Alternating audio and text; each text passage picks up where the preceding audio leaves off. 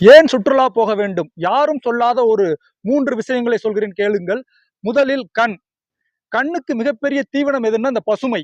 பசுமைகளை நீங்கள் அதிகமாக பார்க்க பார்க்க நிறக்குருடு என்ற நோய் வராது.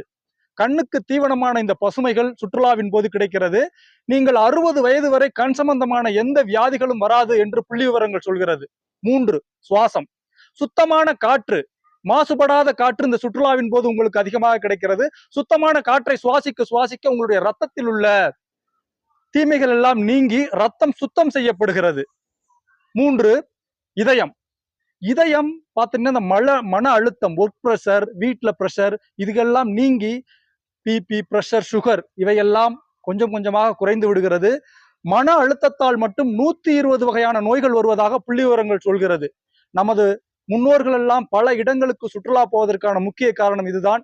பிடித்திருந்தால் பகிருங்கள். அடுத்த காணொளியில்